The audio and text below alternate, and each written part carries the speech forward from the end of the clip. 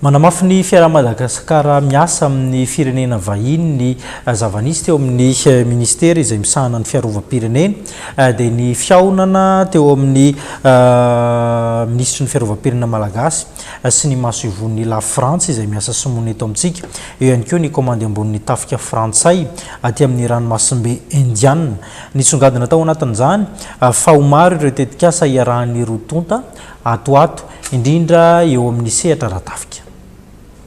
Nandray ny masoivo frantsay miasa simony eto Madagasikara andriamatoa Christophe Bouchard sy ny commande ambony ny tafika frantsay aty amin'ny ranomasimbe indiana na forces armées de la zone sud de l'océan Indien FAZESOI ny général Yves Metaye ny ministre ny fiarovam-pirenena ny alakamisy lasa teo nifantoka tamin'ny fiara-miasa eo amin'ny tafika malagasy sy frantsay ny fitsidiana nambaran'ny ministre ny fiarovam-pirenena fa miatsara trandy ny fiara-miasa aratafika eo amin'ny FAZESOI sy ny tafika malagasy amin'ny alalan'ny fanazarantena maro samihafa sy ny fiofanana ara-miaramila eny anivon'ny akademia miaramila sy ireo sekoly miaramila samihafa. Fa lalina be ary fantatrareo tsara fa ny fanjakana ny tafika frantsay sy ny tafika malagasy hatramin'izay dia niasa akay tokoa ary miamafy zany satria tadidinareo dia ny mpianatra manam-boninahitra ny fotoana dia tany minosy la réunion no manao ny fanazarantena mikasika ny filatsahana amin'ny elinaina izay tohizana zany ankehitriny ary eo ihany koa ny fiara-miasa amin'ny sekoly miaramila samihafa dia fasan'izy ireo ataontsika hoe matianina amin'izany fampianaran'izany nazarantsika ny tafika malagasy azahoantsika tafika malagasy fa aza manao ihany koa satria tsika tsy afaka hoe mikombona rery ato fa mila mivelatra ihany koa amin'ireo tany manodidina antsika rehetrarehetra indrindra ty amin'ny faritra ny océan Indien. Zay aloha.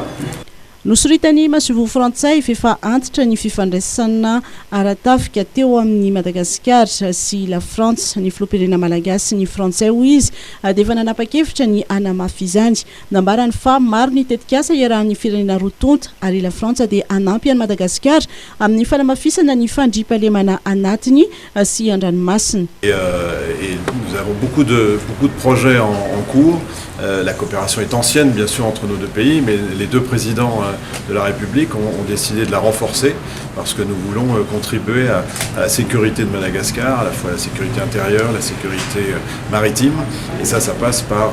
appuyer et accompagner le travail de modernisation, de renforcement des forces armées malgaches qui est mené sous l'autorité de Monsieur le ministre. Donc ça comprend la coopération structurelle, la coopération opérationnelle dont sont plus spécialement chargés les FAZOI compte tenu de leur présence dans la région et aussi des projets dans tous les domaines. Donc c'est de ceci dont nous avons discuté.